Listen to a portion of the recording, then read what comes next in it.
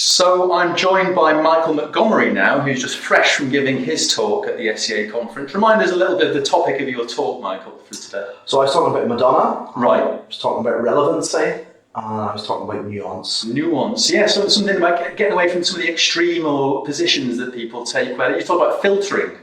I was talking about the dangers of the internet adding to polarization by algorithms that filter. Right, that excludes certain people. It excludes, but also it reinforces certain views. So that was one part of it. Yeah. Wow. Yeah, I made some notes actually whilst I was watching that, and just some of the words that I noted down were things like queer, trans-exclusionary, radical feminists, Brexit, toxic masculinity, sacrifice, gender. That was a slight variant on what you said actually. You said the McDonaldization of gender, radical existentialism, Foucault on acid, and Madonna. So pick one of those. What do you want to talk about? I'll pick queer. Right. So I think we don't talk about some of these areas enough in the sort of general confines of the conference, so I was really glad. Within existentialism, within the SEA? I think in terms of, and hopefully not excluding anyone who is talking about these things, but from my experience within the conference over the years, so I was glad to be able to talk about issues that I think we should be trend setters. Diversity. Yeah. The beautiful diversity in these emerging voices and ideas and lifestyles. And I got the sense that you've flown in from America for today. I have, yeah. So, and I get the sense that they're almost, the discourses are a little bit almost ahead. When I went over to San Francisco, it's, their views on gender and sexuality, so they're different anyway. The concern I had was, that I was trying to highlight, was the weaponization thing of some of these issues. So I think in America, I observed weaponization. So what do you mean by that? What's weaponization? So things like the emerging area of gender fluidity was becoming weaponized as a political issue. So as a therapist talking to therapists in the conference, I was talking about the importance of avoiding collateral damage with the individual. So explain that to me, collateral damage on the individual. So when you talk about people from afar, and you talk about people politically, you can sometimes lose sight of the individual who's absolutely struggling.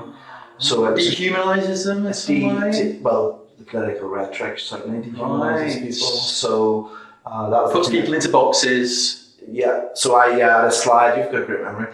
I had a slide. People put people in boxes they think they understand. Right. To maybe make them safe. Is that it? People like easy answers. So that's where it also connected to nuance. There's more complexity to these issues. It's not black and white, left and right, you were saying? For some people it is. I was saying I was offering a superposition, which is trying to hold two positions at once. And the question for me is that useful for a therapist to do? Does that resonate with what you think you do, or you think psychotherapists do, you think? So I think I represent people who are trying to work towards reconciliation. Right. And that comes from my background, growing up in an armed conflict. Was this Belfast? This is Belfast. Right. So some therapists are meant to be more politically motivated. And quite divided.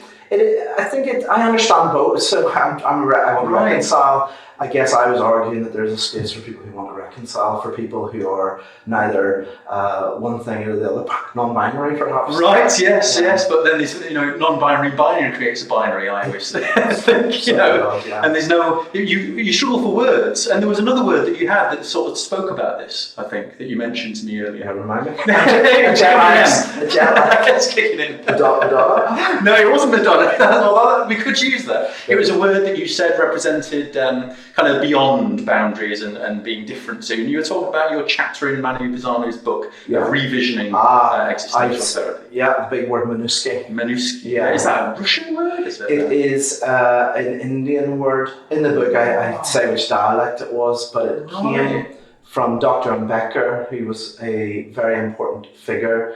He came from the untouchable or Dalit community. And his work with them were beyond the pale for others, so he reached out? So they still are one of the most oppressed classes in India, and what he did was he converted en masse to Buddhism. Right. And he didn't do it because of religious reasons, it was to pull them out of the system, and he liked this word of Manusky, which means beyond, seeing somebody's worth beyond ideology, beyond gender, beyond sexuality. So seeing something A shared humanity, sure. So he would have said it's humanity. I think we talk about post-humanity, and humanity in some ways got a bad name, so I didn't use the word humanity. I said it was something even more than humanity. Wow. Well, and presumably buy the book to read more about it. Absolutely. Just plug at the end. Yeah, Why not? thank you. Thank you very much for joining us. Yeah, Cheers. great. Thanks.